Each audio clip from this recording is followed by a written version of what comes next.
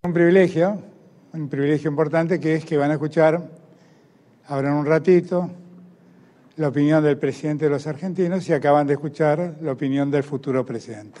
Gracias a todos.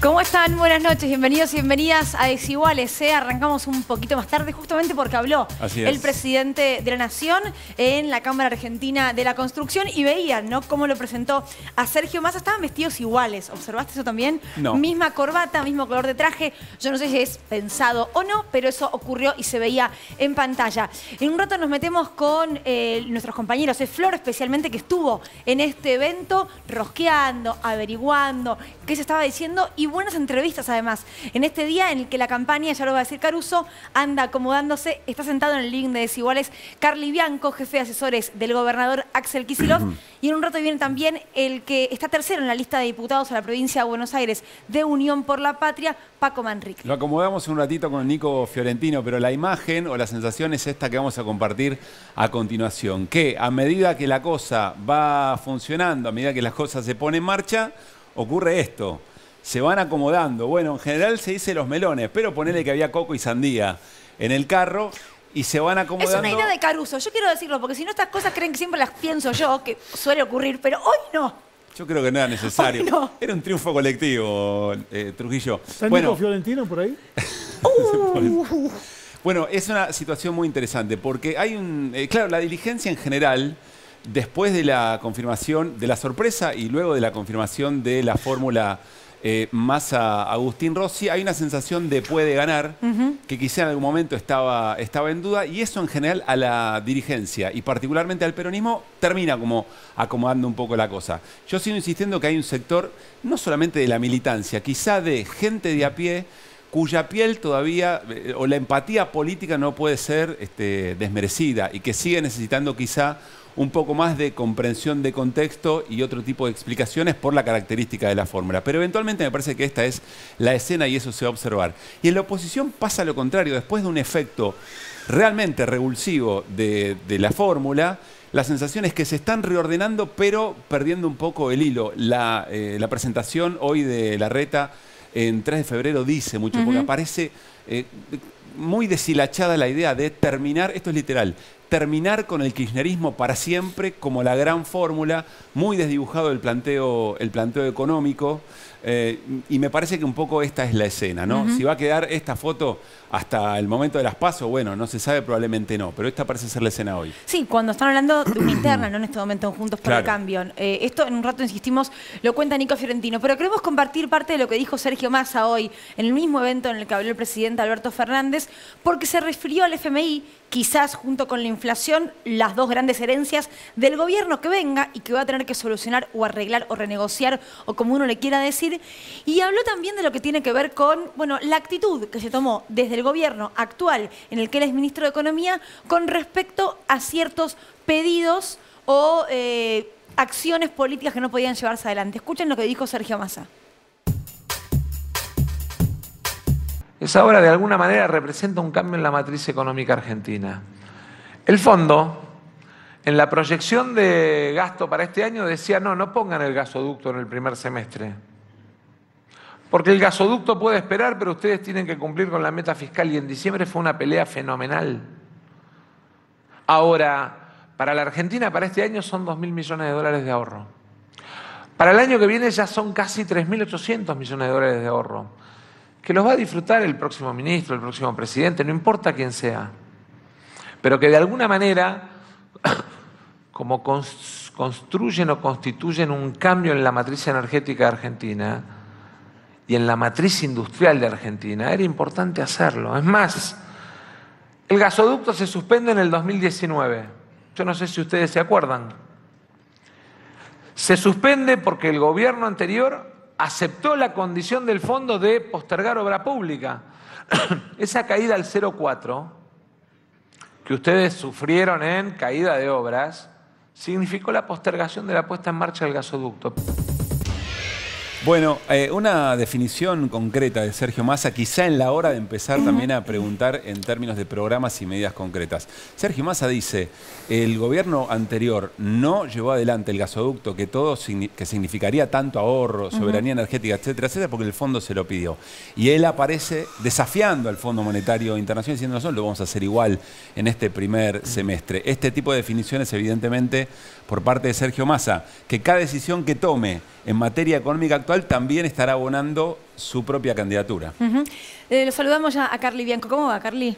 Bien, bien. ¿Algo para decir sobre esto antes de meternos en provincia de Buenos Aires? No, obviamente. Sí, hoy lo estaba mirando cuando lo decía Sergio y lo que me venía a la cabeza es por qué no se retomó antes. Entiendo que hubo problemas con la pandemia, pero era muy importante, así que agradecerle a Sergio por haber impulsado la finalización del gasoducto y bueno, hoy también contaba que va a haber que hacer varias obras adicionales en el gasoducto que van a permitir un ahorro muy importante de divisas, van a generar condiciones mejores para la industria argentina de mayor competitividad, así que bueno, me parece que en estas cuestiones hay que poner el foco en la época de campaña para expresarle, para mostrarle a la gente que tenemos un proyecto de futuro en la Argentina y que lo encarna nuestra fuerza política. Vos lo ves a Larreta, vos la ves a Bullrich hablando de estas cuestiones. No, están hablando de eliminar el kirchnerismo para siempre, de destruir, de dinamitar, de semidinamitar, dijo Macri después, a Milei, etcétera. Tienen una agenda totalmente destructiva, hasta en los términos en que expresan su agenda política y económica, prender fuego el Banco Central. Es todo caótico, es todo distópico lo que están planteando. Bueno, nosotros tenemos una agenda de futuro, de desarrollo en la nación, en la provincia de Buenos Aires. Nosotros estamos trabajando con un plan en su momento de 6 años que estableció el gobernador a fin de 2021, que lo llamamos 6x6 porque después del desastre de los 4 años de Vidal, más los problemas que tuvimos en la pandemia, había bueno, casi que reconstruir la provincia de Buenos Aires y eso sabíamos que no se podía hacer en 2 años, por eso planteamos un programa, independientemente de las candidaturas, para reconstruir la provincia de Buenos Aires, para que vuelva a tener el brillo que supo tener, necesitamos como mínimo 2 periodos de gobierno en donde se lleven adelante las transformaciones estructurales que se necesitan. Ahora vamos a la campaña de la provincia y lo que fue efectivamente la gestión, pero por lo menos la última a nivel nacional. Esto que nosotros comentábamos en la apertura, que la dirigencia de Unión por la Patria se va ordenando y se puede empezar a hablar de una agenda de futuro. ¿Coincidís o todavía te parece que van a quedar cosas por limar? Sí, muy original la foto que mostrabas de los melones. Bien Caruso con los melones. Los melones que se van acomodando, como alguna vez dijo Perón.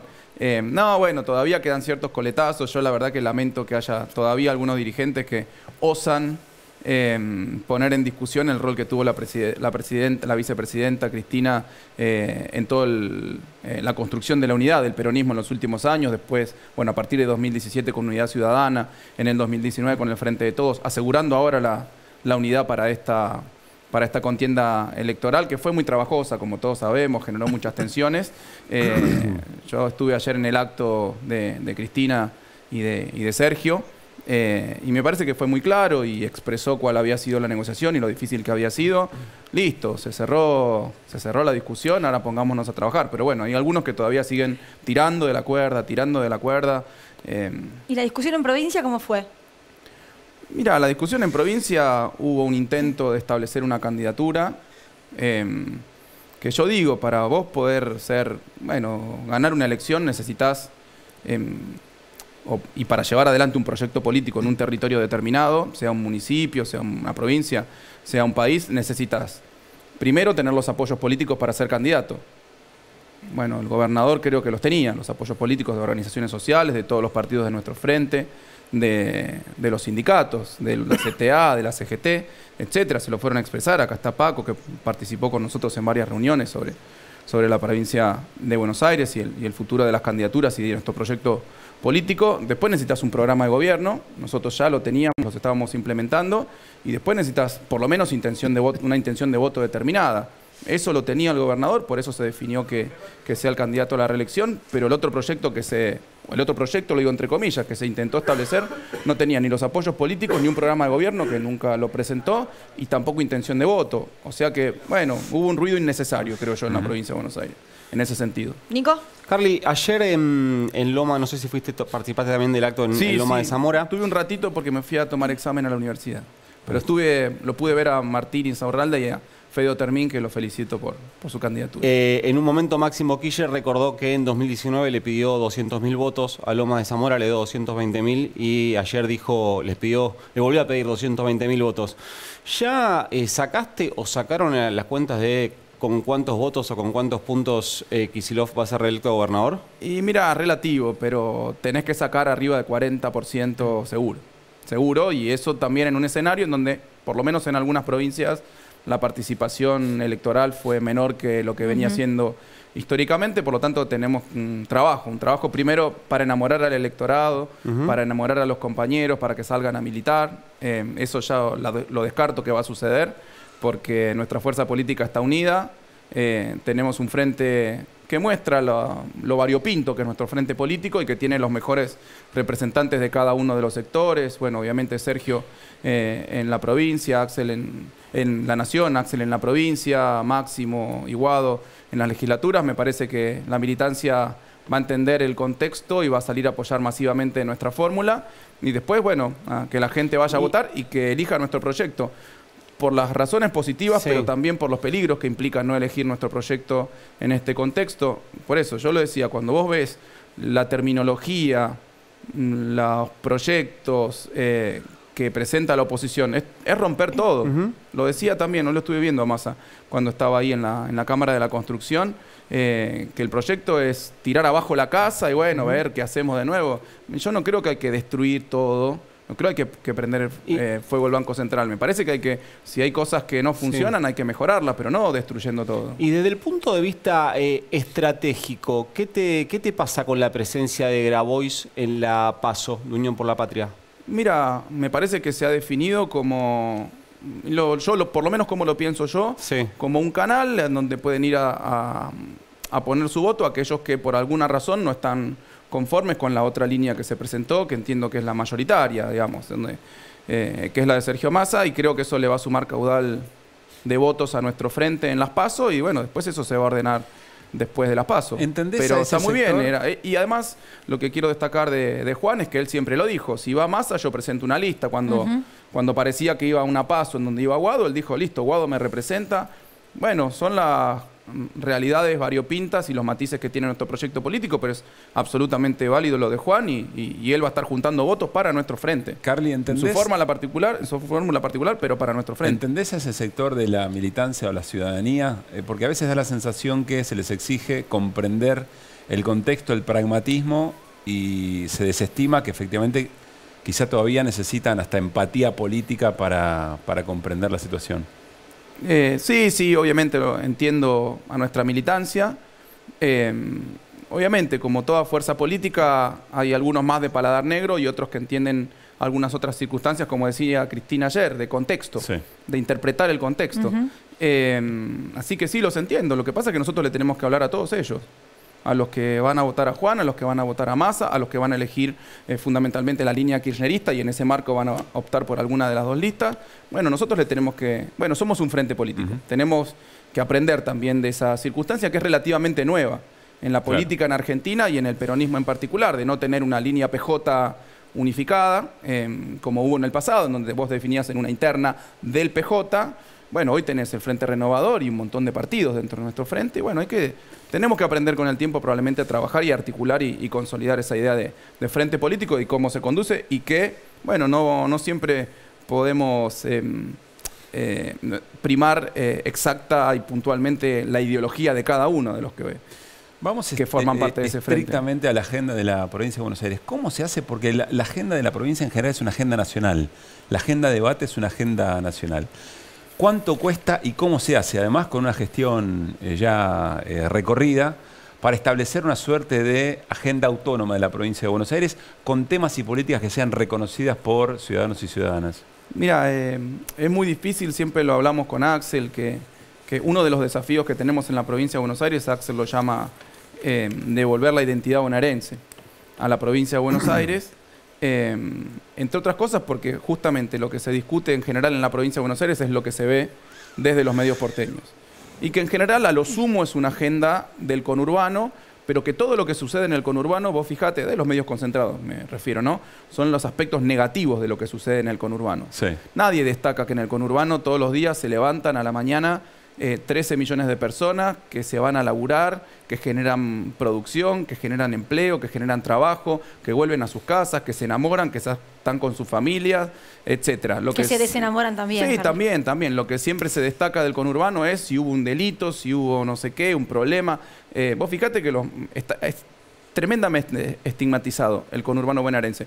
Y del interior, salvo que pase alguna tragedia, tampoco se habla. Del interior de la provincia de sí. Buenos Aires. O sea que establecer los temas provinciales en la agenda nacional es muy difícil. Es algo que nos propusimos, en cierta forma se está estableciendo. Mira, yo te lo digo con una cuestión casi anecdótica. El hecho de que el gobernador se haya ido a vivir a la residencia del gobernador, que es donde debería vivir todo gobernador de la provincia de Buenos Aires, en la misma manzana que la gobernación, y que atiendan el despacho de la gobernación, por ejemplo, en términos de medios, ha logrado que haya un corresponsal en La Plata como si fuese un país extranjero.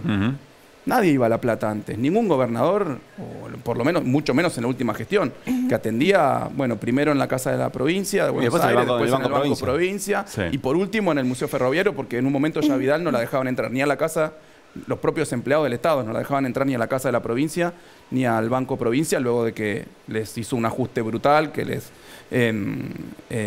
redujo las jubilaciones a los jubilados del Banco Provincia. Se tuvo que ir a atender al Museo Ferroviario, a Retiro. Bueno, ya eso, haber logrado eso en términos simbólicos es un montón. Después, bueno, es que establecer la agenda, y nosotros tenemos una agenda de todos los temas, una agenda de educación, que estamos haciendo una gestión histórica. O sea, ya Axel construyó y se inauguraron 165 nuevos edificios escolares.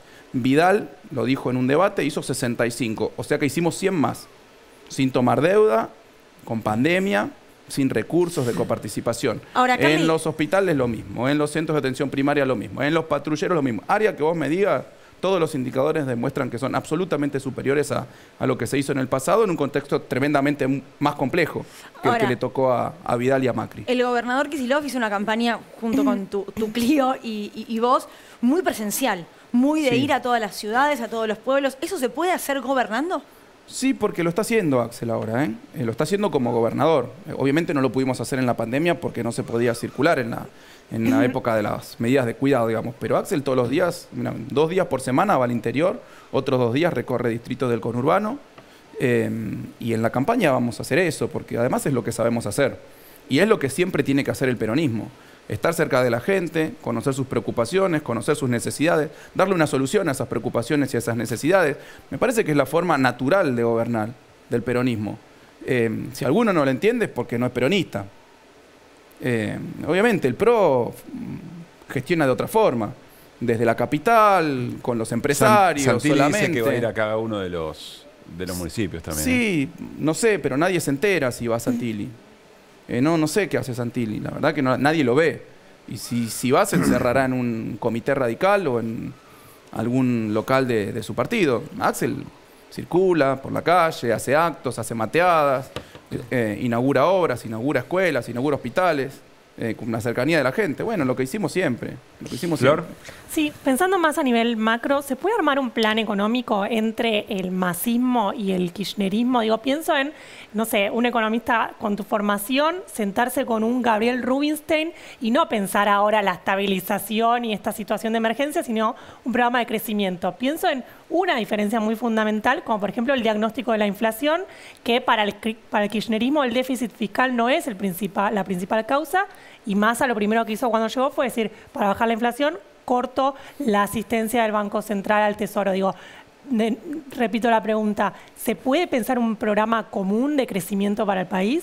Por supuesto. Mira, hoy en una nota, Axel, le preguntaron no por el programa económico, sino por la cuestión política general respecto de Massa, y lo que contestó es lo que es.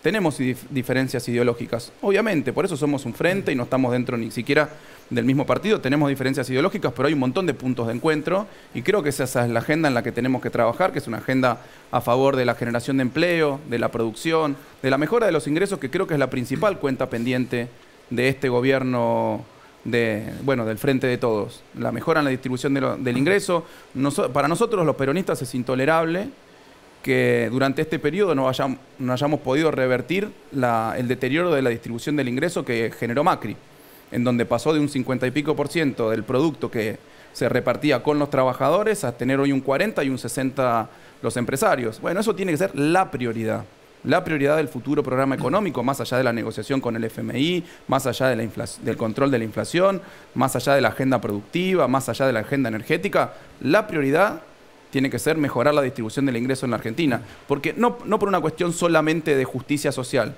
porque nosotros creemos, por lo menos nosotros creemos, que la mejora en la distribución del ingreso genera procesos de crecimiento virtuosos en el tiempo, porque genera demanda agregada, porque genera más consumo, porque ese consumo a su vez genera que se produzcan inversiones. Bueno, esa es un poco la idea que nosotros estamos planteando, que Axel la ha hablado con Massa, la hemos hablado con Rubinstein, y están de acuerdo, ¿eh? Después podrá haber matices y diferencias en el diagnóstico o en una política o en alguna medida en particular, pero creo que nosotros como frente tenemos la responsabilidad histórica, porque aparte somos un frente político gobernado o liderado fundamentalmente como por el peronismo, tenemos la responsabilidad histórica de hacer un gobierno a favor de las clases populares, porque las clases populares no van a soportar otro esquema en donde no mejoren sus ingresos, en donde no mejoren los niveles de empleo. Ese es el desafío histórico que tenemos, pero además hay que dejar muy en claro para toda la población, para todo el pueblo argentino, que si gana la derecha, eso no existe. A nosotros nos podrá ser más dificultoso, nos tendremos que poner de acuerdo en alguna otra política. Ahora, si gana la derecha, vamos a un esquema de mayor exclusión, de mayor deterioro de los ingresos, de más ganancias extraordinarias para los grandes capitales.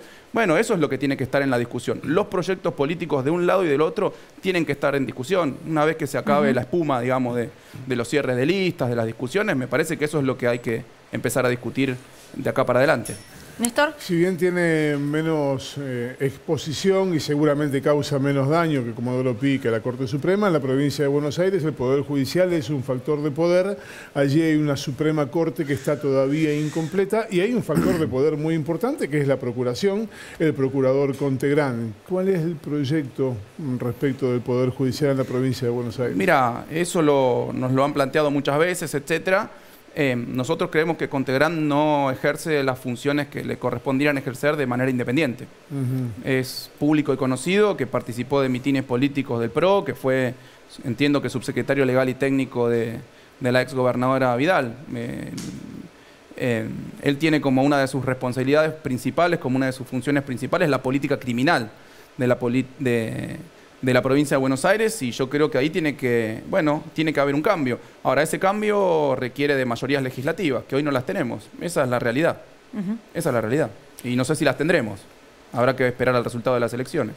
Carly, gracias por haber venido. A ustedes. Gracias. Bueno, nos vamos con Flor, que Vamos. como decía Lucila, estuvo hoy en la convención anual de la Cámara de la Construcción. Probablemente, Flor, el primer acto de Massa candidato con un sector del empresariado importante del poder económico. Sí, fue muy importante este evento de empresarios. Se realiza todos los años en la convención anual de Camarco, que es la Cámara Argentina de la Construcción, pero fue importante porque fue el primer gran evento empresario post cierre de listas en el cual se mostró Massa por primera vez en este doble rol de candidato a presidente y también ministro de Economía.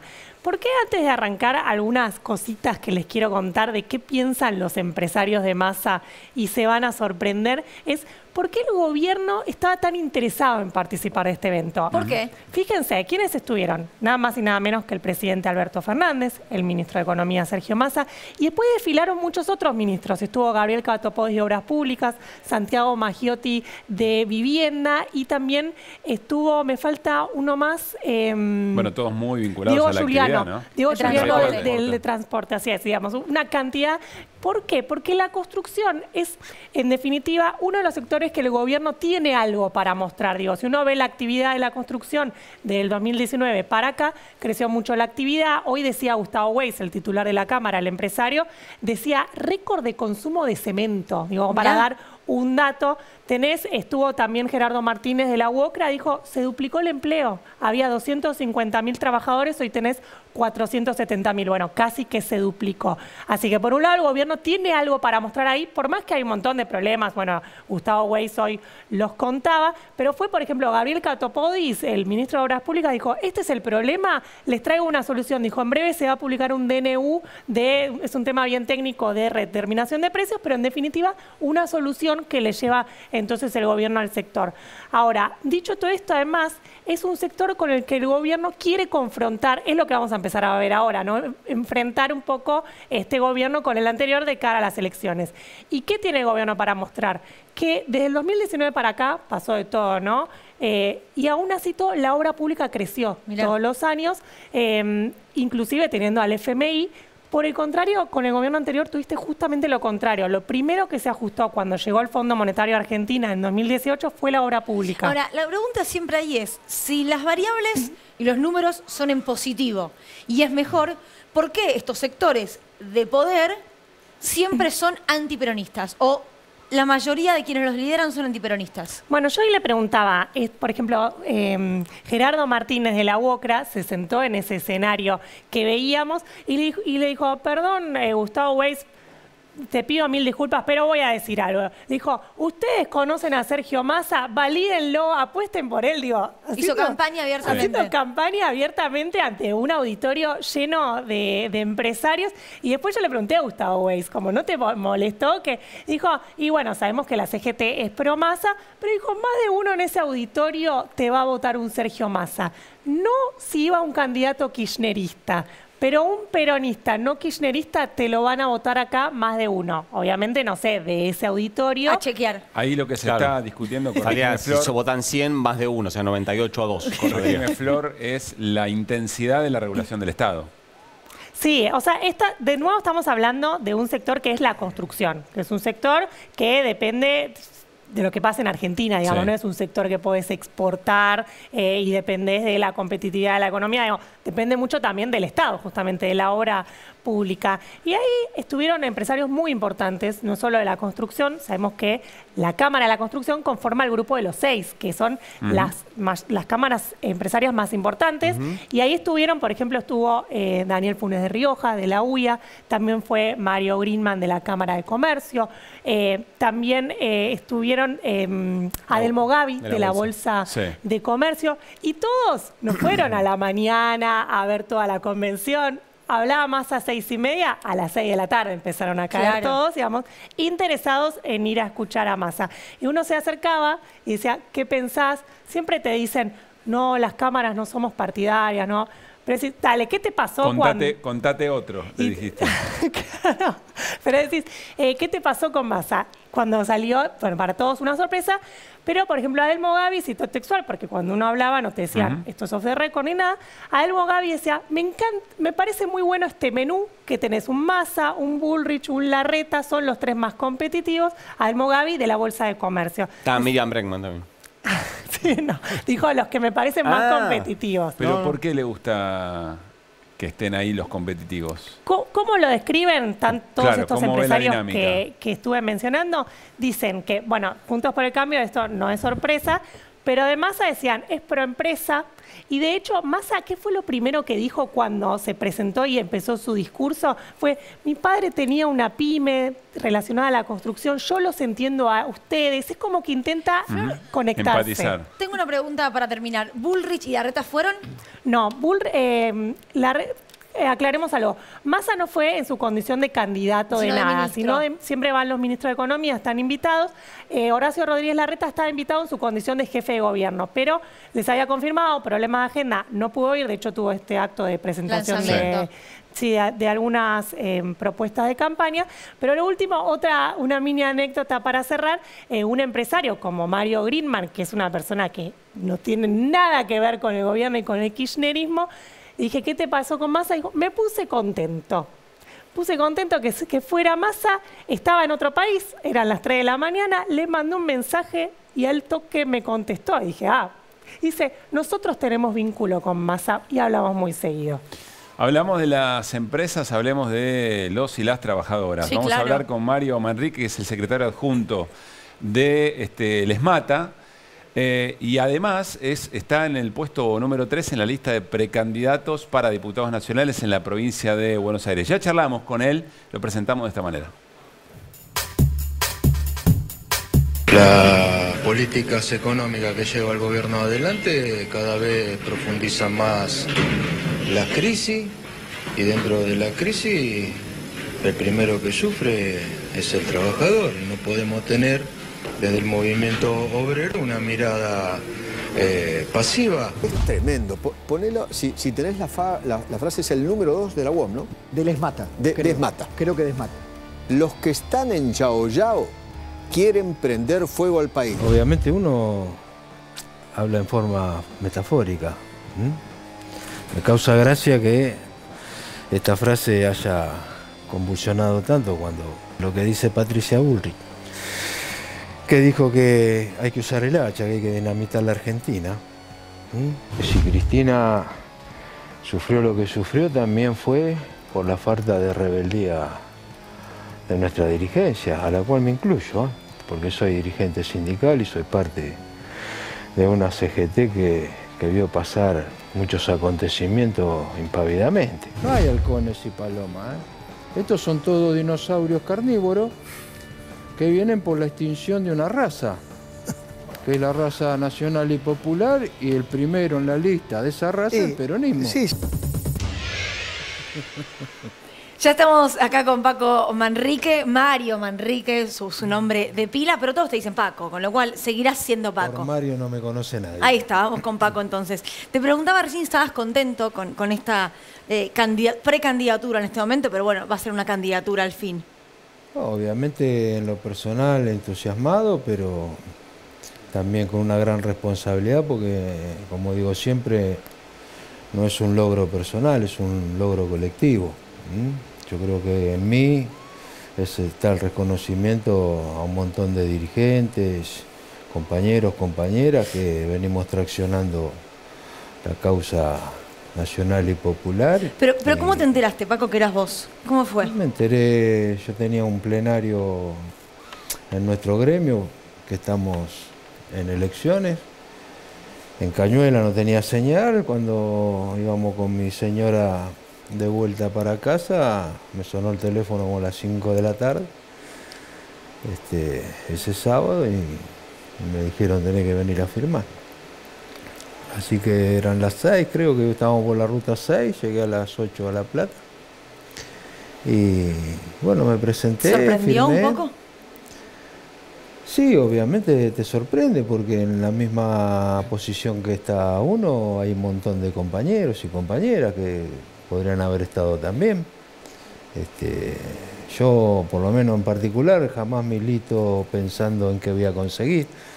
En lo particular, yo milito a través de un proyecto, pensando en una idea, en una construcción de algo colectivo para la sociedad. Ahora, Mario, ¿qué sector? Estoy feliz. Pero ¿qué manera de también, representar, qué manera de representar a los trabajadores y a las trabajadoras crees que fue reconocido? Porque vos sos parte de un sector de la CGT que ha dado, se ríe Mario, porque has dado mucha discusión, digamos, y hay otros compañeros y compañeras de la CGT más de conducción que no están, digamos.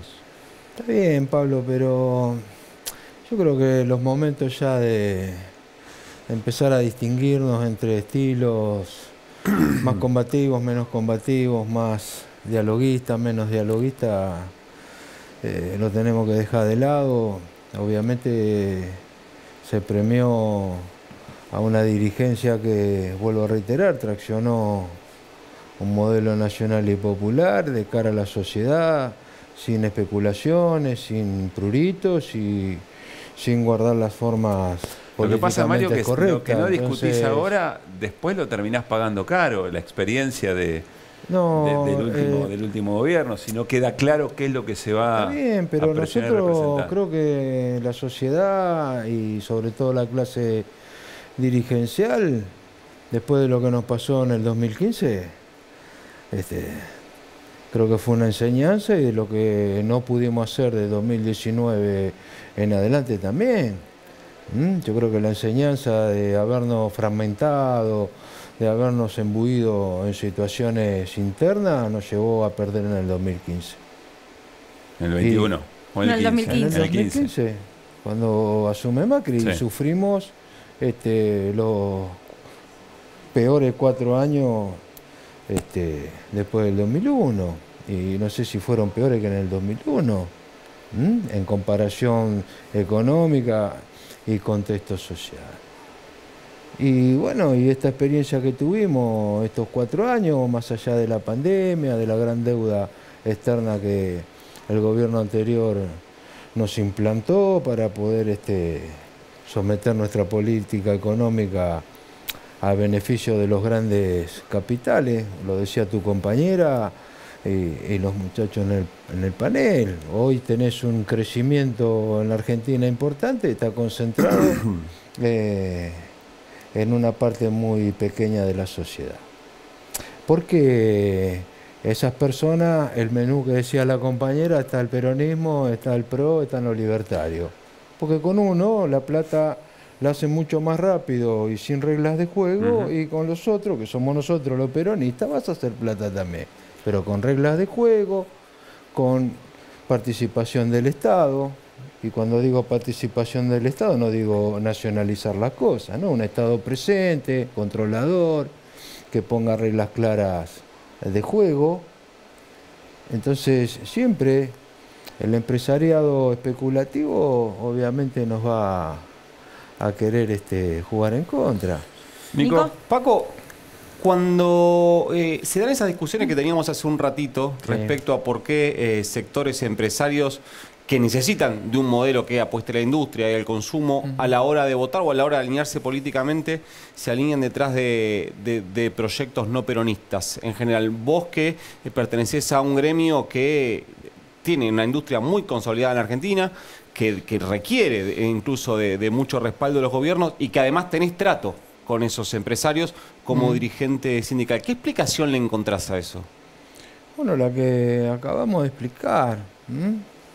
El empresariado argentino, tanto sea nacional como extranjero, pero que tracciona su inversión dentro de nuestro país, obviamente le gusta un Estado ausente porque entiende que un Estado ausente impone la regla del mercado.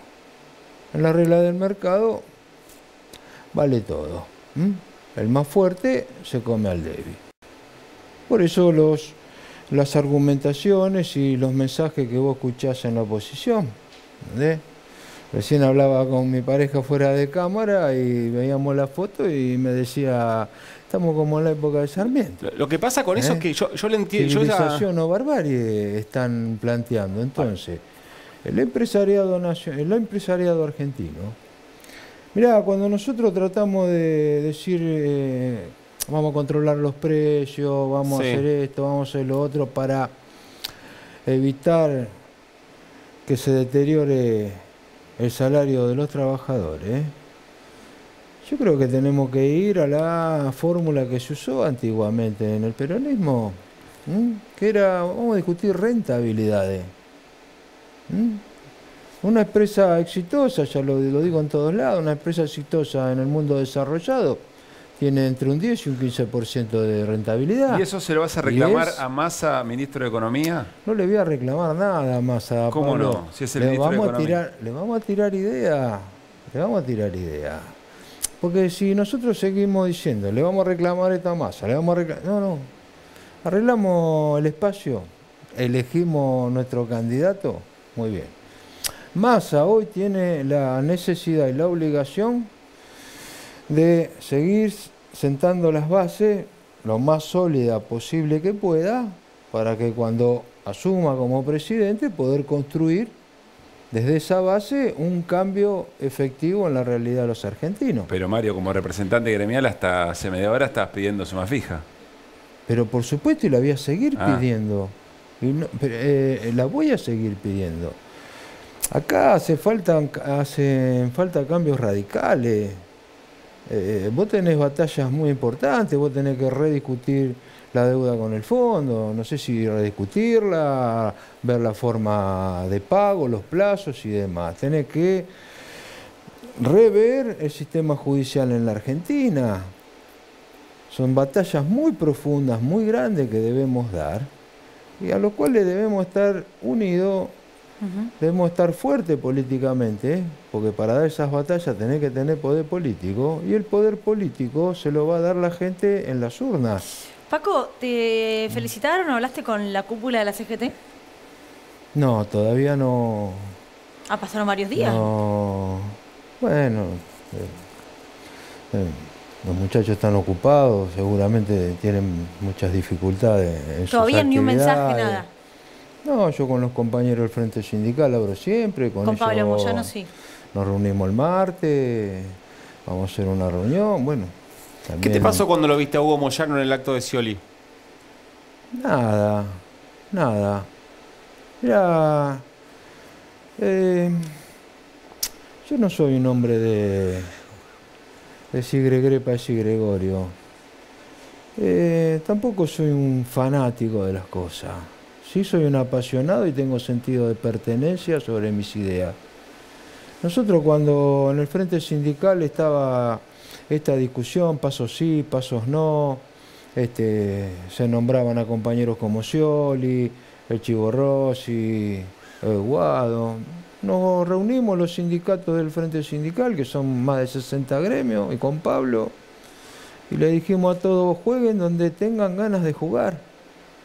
Porque en definitiva, terminadas las PASO, somos peronistas, no vamos a encolumnar atrás del que gane. ¿Cuál era la condición? De jugar donde cada uno quería jugar, no nos peleemos. Porque lo que dividió al movimiento obrero fue la política. La política fracturó al movimiento obrero.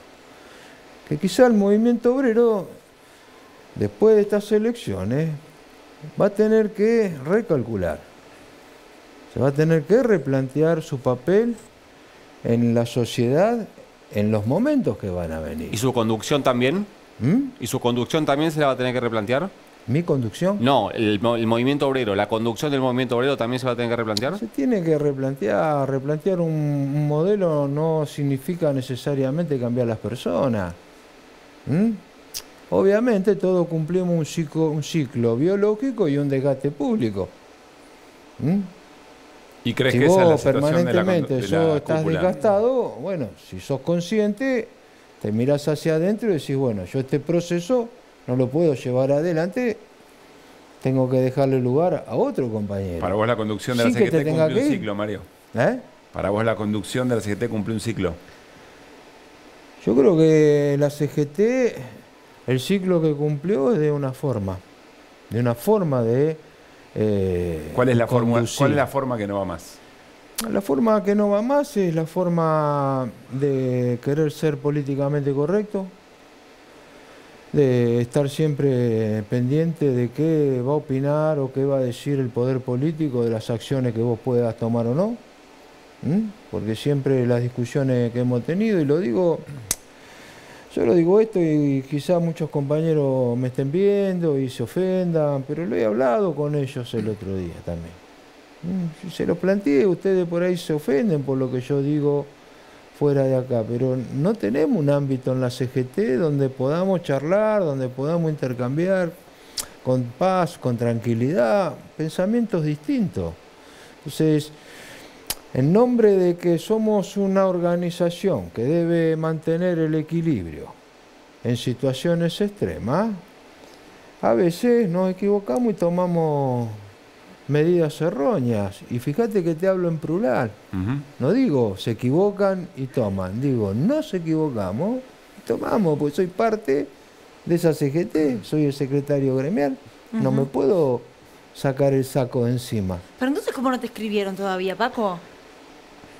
Si un compañero de ellos va a ser diputado nacional. Porque por el puesto en el que estás, le vaya más o menos, o mejor o peor, vas a entrar a la Cámara de Diputados. Está bien, pero vuelvo a reiterar, es el problema que tenemos. Perdimos la identidad. ¿Entendés? Igualmente, hoy lo hablaba con Pablo, le decía, mira Pablo, Vamos a reunirnos el martes con el Frente Sindical. Obviamente a los compañeros les tengo que dar las gracias también por el trabajo que han hecho, como le di las gracias a mis trabajadoras en el ESMAT, a mi secretario general, que también soy producto de ellos. Claro. Y después llamaré a los compañeros de la CGT y les diré, muchachos, charlemos. Mi candidatura está a disposición, mi lugar va a estar para que todo lo que sirva para traccionar para los trabajadores. ¿Quién te llamó por teléfono para decirte que eras candidato? Me llamó la compañera Vanessa Sinley, porque bueno, yo estaba en Cañuela, me estaba llamando Máximo, no me podían, nunca te entró la llamada. Enganchar, bueno. ¿Y con Cristina hablaste? Con Cristina intercambié mensajes agradeciéndole la confianza y bueno, que esperaba poder estar a la altura y obviamente soy un soldado de la causa y voy a dejar todo lo que tengo y más en pos de mejorarle la vida a los argentinos y fundamentalmente a la clase trabajadora. Paco, Mario, Paco Manrique, Paco, ahí va. Gracias por haber venido. No, gracias a ustedes por la cordialidad de siempre. Nos vamos a ir al corte. Al regresar charlamos con Nico Fiorentino en esto o del modo en que arrancamos el programa, cómo se van acomodando un poco los melones o desacomodando en otros espacios políticos. Lo charlamos, insisto, al regreso del corte con Nico Fiorentino.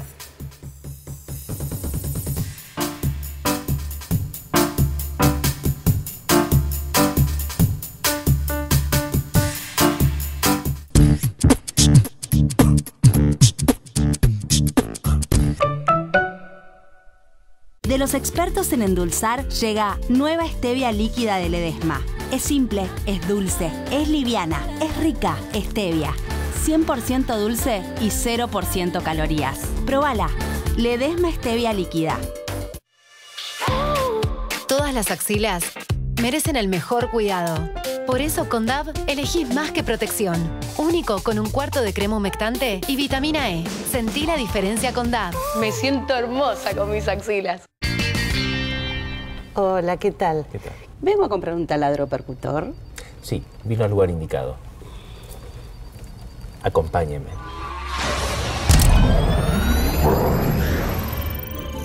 ¿Esto es Munro? No, esta es nuestra tienda virtual del Banco Provincia. Acá hay... ¡Beneficio, descuentos, productos traigo! ¡Traigo taladro percutor, señora! ¡Agárrese, señora! ¿Qué pasa? ¿Está bien, señora? Sí. Recuperamos más de 3.000 kilómetros de vías y reconectamos a más de 75 localidades de todo el país. Detrás de ese dato, miles de argentinas y argentinos vuelven a estar comunicados. DAV invitó a mujeres que querían cortar su pelo dañado. Pero guardamos todas las tijeras y les pedimos que mejor probaran DAV Regeneración Extrema. DAV evita hasta el 98% del daño diario en el pelo. Entonces, ¿todavía necesitas un corte? 8 de cada 10 mujeres coinciden en que con DAV su pelo se ve más saludable y pueden evitar el corte. Cortá con el daño, no con tu pelo. Ha llegado la hora de hacer una quilmes intensa. Marte, danos tu fuerza. Plutón, danos tu carácter. Lúpulo, danos tu amargor. Siendo las 21:30 del 11 de noviembre, nace IPA, la quilmes de Escorpio. Ahí está. Serás intensa como buena escorpiana. Aquella feroz sesión de testosterona en que las hormonas formaron parte del bello arte del beso al cuello le puede hacer fenomenal. Bienvenida IPA, la quilmes de Escorpio.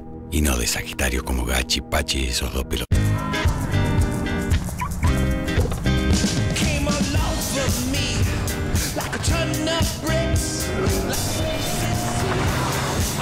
Nuevo Citroën C3. Crea tu propio camino. Ay.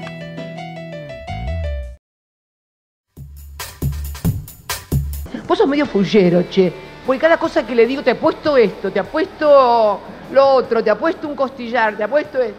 Bueno, no importa, hay gente que apuesta y está bien apostar.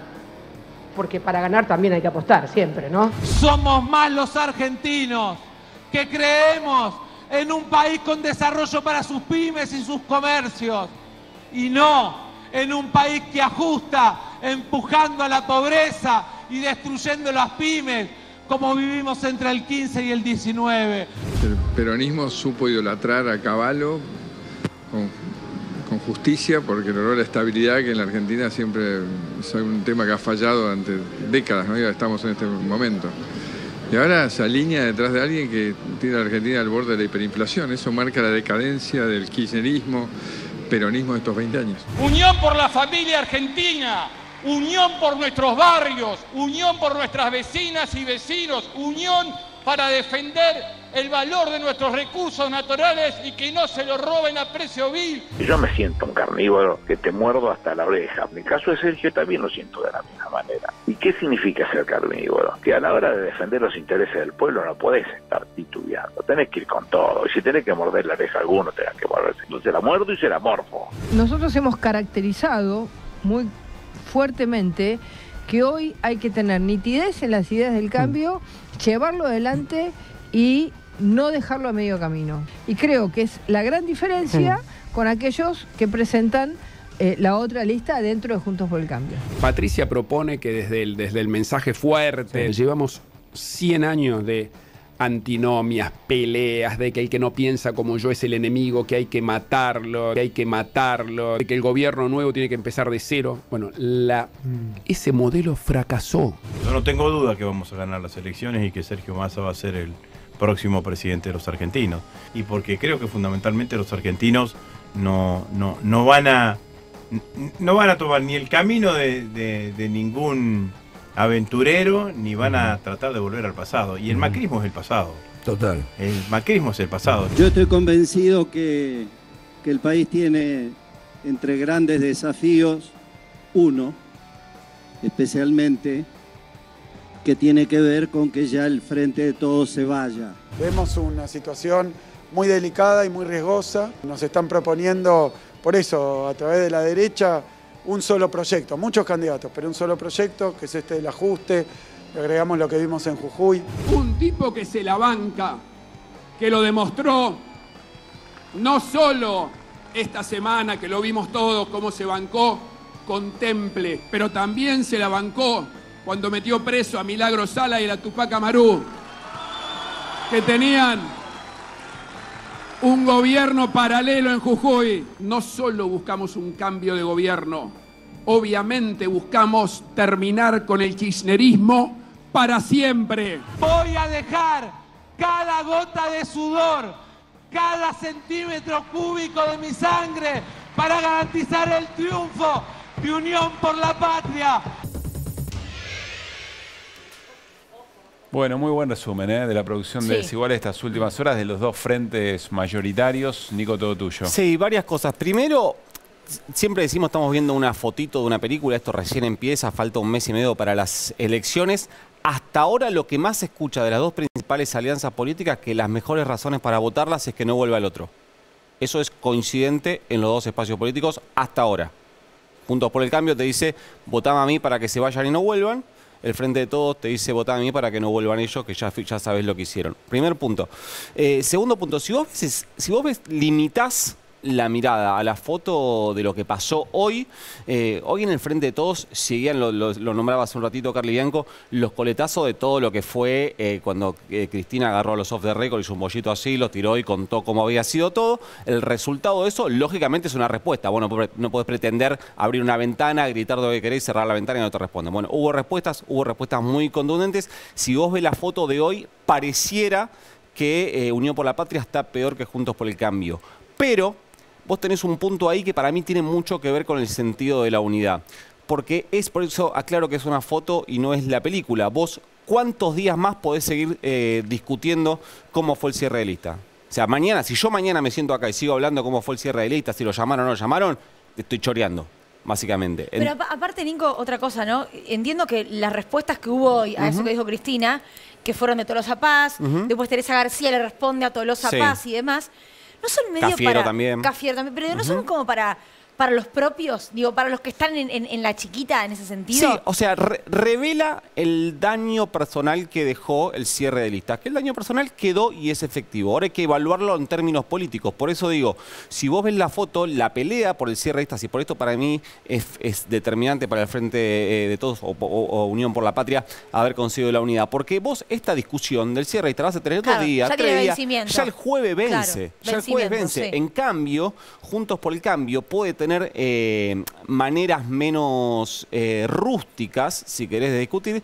Ahora, esto lo vamos a ver hasta el 13 de agosto y amenaza en ir increyendo. Claro. Por lo cual, tal vez esto que vemos, la discusión de modelos, Larreta dice Bullrich es un modelo distinto al mío, Bullrich es Macri.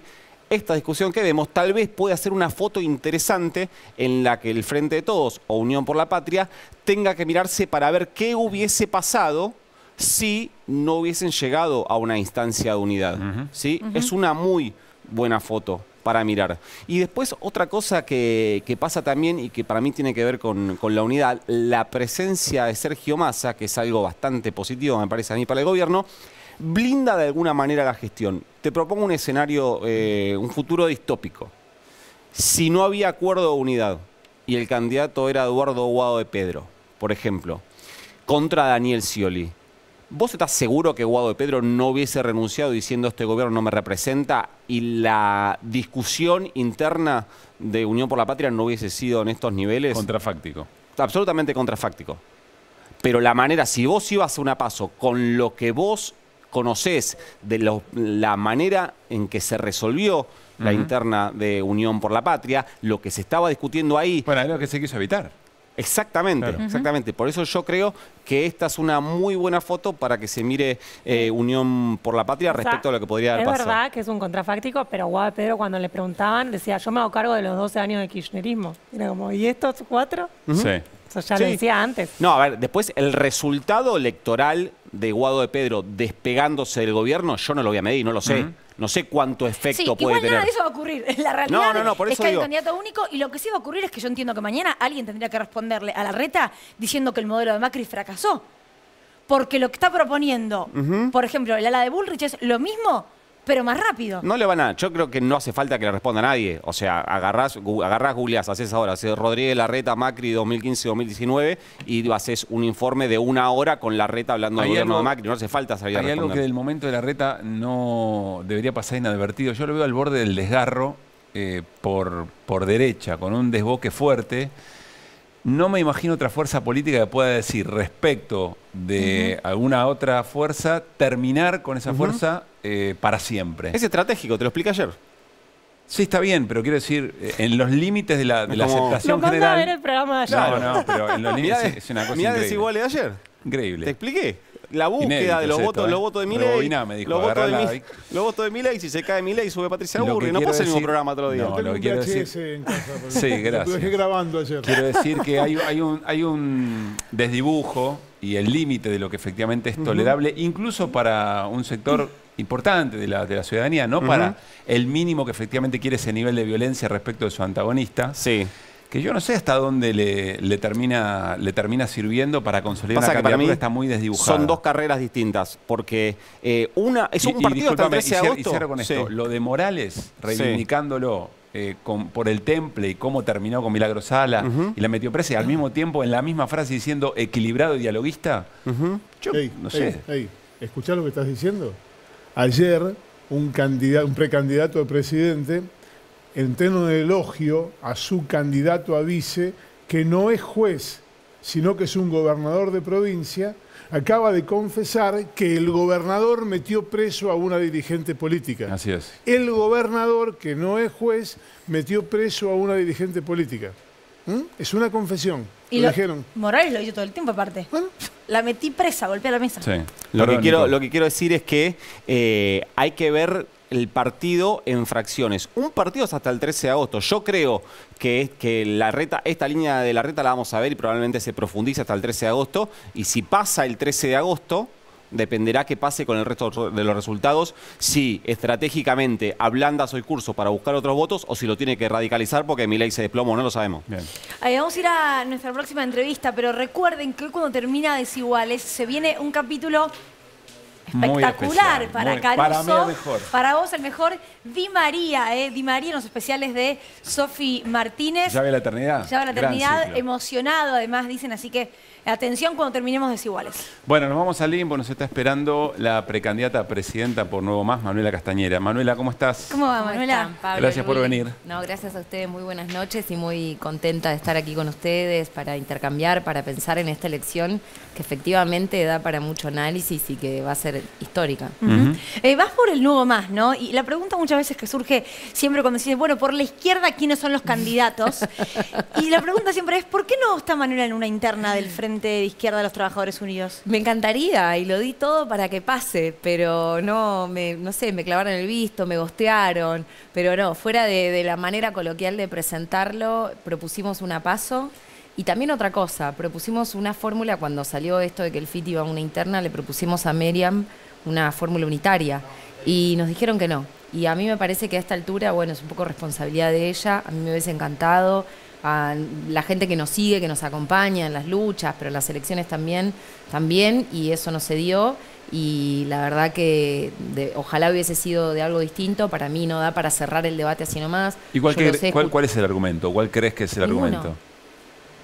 No hay argumentos.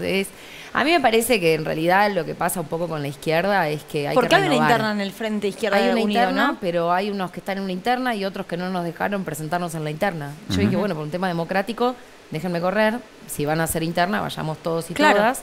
Y que después, justamente, hacemos fuerza de cara a octubre de manera unitaria y ordenamos un poco todas estas discusiones y también ordenamos la discusión de programa. Un poquito con qué idea vamos a salir a debatir en este contexto de un corrimiento de la discusión hacia la derecha. Sí. Y no, están muy encerrados. Para mí es una izquierda que se mira el ombligo, que se mira hacia adentro todo el tiempo. En política a veces decimos sectaria, que no está conectada con lo que está pasando en el afuera, con la realidad, por ejemplo, con la nueva camada de trabajadores precarios, que no está conectada del todo con el movimiento de mujeres y LGBT, que no está conectada con las nuevas generaciones, con la juventud muy joven, y que se la pasan debates así medio aparatosos de cargos y de rotaciones y no con los fenómenos políticos que hay alrededor. Ahí nosotros queremos hacer una campaña, estamos en la lista 13, la Nuevo Más a nivel nacional, nos presentamos, bueno, tenemos como 2.000 candidatos en las listas, hay trabajadores de reparto por aplicación en las listas. Están trabajando en un sindicato, ¿no? En un nuevo sindicato estamos ahí. acompañando ahí el Citrarrepa, esa experiencia que están pidiendo el reconocimiento, no como colaboradores, sino como trabajadores, y trabajadores es un segmento muy grande en la Argentina. Hay muchos de ellos que van a estar en nuestras listas, contando ellos mismos en primera persona cómo es el primer trabajo en la Argentina hoy, cómo es ser precario, qué es lo que está pasando, que se habla mucho del gobierno, del trabajo, bueno, de que hay empleo, pero qué tipo de empleo hay, que realmente es súper precario, muy lejos de la línea de pobreza, con salarios cerca de la línea de indigencia, te diría. Bueno, también de la salud en nuestras listas, y vamos a ir a una campaña para renovar a la izquierda y para defender el salario. Más allá Eso de esto puntual, ¿cuál crees que tiene que ser para vos el aporte de la izquierda no oficialista, por decirlo de alguna manera, en términos de programa para la discusión general? Me encanta esa discusión porque creo que tenemos mucho para colaborar en una campaña. Yo decía histórica, ¿por qué? Porque se da en un contexto de grave crisis económica, pero también de cierta crisis política, porque los últimos dos gobiernos, el de Macri, ya sabemos por sus medidas antipopulares y todo lo que se viene discutiendo, pero también el gobierno actual, que ahora es Unión por la Patria, que Massa no puede negar que es el ministro de Economía de este gobierno, que Cristina es la vicepresidenta, que Guado de Pedro es el ministro del Interior, es decir, son oficialistas, por más que posen de opositores, son también responsables de estos últimos 4 años. Entonces, hay un doble fracaso de los partidos que se presentan y pretenden la presidencia. Esto es Unión por la Patria y Juntos por el Cambio. Y ahí hay una sensación de frustración enorme en la sociedad, en muchos sectores. Nosotros tenemos que conectar con esa sensación, no para que sea un voto bronca, sino para que gire a la izquierda. Y por eso queremos recorrer el país con el debate de la propuesta del salario mínimo vital y móvil que parta de los 500.000 pesos, porque podemos colaborar en girar el debate a los problemas que le afectan a las mayorías sociales y que eso no sea capitalizado por el voto bronca de la ultraderecha que promueve el resentimiento, la competencia con el de al lado por oposición a la solidaridad, como significa organizarse ya sea en un sindicato o en un centro de estudiantes. Viste que ellos están en contra de cualquier colectivo de las mayorías sociales, lo definen como una mafia. Un sindicato es una mafia, un centro de estudiantes es una mafia. Los piqueteros que organizan la pobreza en la Argentina, y por suerte la organizan porque si no sería peor. Decir, Manuela, vos decís, en la crisis de representación que se evidencia incluso en la más baja participación que hay en las elecciones hasta acá, lo positivo sería que la izquierda logre articular de eso una nueva imaginación política en términos de propuestas, por ejemplo, o de acción política. Una campaña anticapitalista. Por ejemplo, hay muchísimo espacio para discutir con el sistema. Volvió el debate ideológico. Esto es una discusión mundial, ¿eh? Pasa en Francia, pasó en las campañas, pero también pasa por esta relación Palacio-Plaza, pasa por la relación del fracaso de las instituciones y del sistema para resolver los grandes problemas sociales. Le digo los grandes o los básicos, ¿eh? El salario, la jubilación, la salud, la educación. Son las cuestiones que estructuran la sociedad y hoy están en una crisis brutal, en un debate mundial. Por ejemplo, los sistemas previsionales. Sí. Y todos los discursos de ultraderecha diciendo hay que desarmarlos. El discurso que hay en la Argentina sobre el problema del déficit fiscal son las jubilaciones. Quieren hacer una reforma previsional. Y es lo que quiso hacer Macron en Francia y se prendió fuego el país. Bueno, son límites del sistema y ahí crecen por fuera del sistema los discursos que cuestionan este orden. En los hechos, por ahí la gente no tiene un imaginario todavía socialista, pero sí tiene una experiencia negativa con el capitalismo. Sí. Y ahí es donde creo que nosotros tenemos mucho terreno para discutir el anticapitalismo. Manuela, hay una pregunta que excede por completo a este tramo del programa que le podemos retomar, que es la siguiente. Es decir, la izquierda no oficialista o el trotskismo, para mí es un error, pero no importa, suele plantear determinado tipo de cosas que al saber que no va a poder ganar la elección, las puede plantear libremente porque el cómo no lo termina de poder responder, porque si eventualmente lo hiciera, no puede legitimarlo eso institucionalmente. Entonces la pregunta es, ¿por qué no ponerse en función del proyecto más progresista o que se acerque un poco más y traccionar para que no gane eventualmente exactamente lo contrario, eventualmente la nueva derecha? Te hago una pregunta. Sí. ¿Qué proyecto progresista con Massa de candidato? Para mí, Unión por la Patria lo que hizo fue romper con el progresismo. La fórmula Massa-Rossi es la consagración de que van hacia el conservadurismo y se alejan de los elementos progresistas y van hacia un ajuste. Podrán decir que no querrán aplicar balas para hacerlo, pero Massa es amigo del gobernador de Salta que metió preso a nuestro candidato a gobernador. Y lo tuvo un día preso por salir a acompañar a los docentes junto con 18 maestros que fueron a pelear por salario. Para vos el macrismo y el Frente de Todos, Unión por la Patria, son lo mismo. No, no dije eso. Utilicé términos diferentes. Cuando me refiero a la ultraderecha, dije muy precisamente la ultraderecha, sectores conservadores, por supuesto que hay matices en eso. Pero el grave problema que hay ahora es que mientras la ultraderecha está discutiendo adelgazar las libertades democráticas para aplicar ese ajuste, es decir, mano dura, represión, o el debate entre Larreta y Bullrich, ¿cuántas balas vamos a tirar para hacer este plan económico? Ese sector crece porque los sectores del gobierno han sido ultraconservadores, tibios con los poderosos, y los han dejado crecer. Por ejemplo, Vicentín. Si vos a Vicentín hacía lo que había que hacer, no crecía la derecha. Mandás otro mensaje. Entonces, este gobierno se alejó de esa experiencia, no lo está haciendo. Entonces la izquierda tiene la tarea de salir a discutir que hay que defender el derecho a defender derechos, que es la protesta social, que hay que defender el salario. El gobierno no habla del salario, habla de bonos. Eso no es el salario. Eso no es el salario. En un país donde la misma multinacional que en Europa lo paga 3 veces, en Argentina lo paga 1/3. ¿Por qué? Bueno, los 500.000 pesos que defendemos nosotros y que voy a recorrer el país con esta propuesta y vamos a explicar de dónde sale. Sale de la ganancia. Sí, no, por eso es una medida anticapitalista y no reformista. Manuela. Porque estamos dispuestos a afectar la ganancia de las mayorías empresarias. Gracias por haber venido y la seguimos, por supuesto. Gracias a ustedes. Bueno, nos vamos al corte. Y, No, vamos con Néstor. directamente. Vos Bueno, estabas escuchando lo que ustedes que hay haciendo hace rato. Hay algo importantísimo, Pablo, que te quería decir. Sí. Y que no me quiero ir sin decirlo. Diga. Que tenemos una última propuesta que la quería hacer primicia con ustedes porque sé la tradición democrática que hay en el canal. Y nos parece que antes de las PASO debería haber un debate de candidatos presidenciales, que no se debería hacer después. Por la índole y la profundidad de la discusión de lo que está en juego por esta elección histórica, y la población tendría que acceder al derecho a saber realmente quién es quién. Bueno. Tendría que haber un debate de candidatos de todas las listas antes de las PASO. Queda en la propuesta y, por supuesto, recordemos que la televisión pública Sí. organiza los debates presidenciales. Queda la propuesta Es de súper interesante la Manuela. propuesta, la verdad. Bueno, nos estamos yendo, pero una línea sobre Milagros Sala hoy. Mirá el documento que vas a ver aquí. Esto lo firma el fiscal de Estado, que es el jefe de los abogados del gobierno de Jujuy, es decir, el representante de Gerardo Morales. Esto se lo mandó al juzgado que tiene la ejecución de la sentencia a 13 años contra Milagros Sala. Dice en el primero de los párrafos, le está pidiendo a la justicia que la mande a una cárcel común a Milagros Sala, recordamos está en prisión domiciliaria.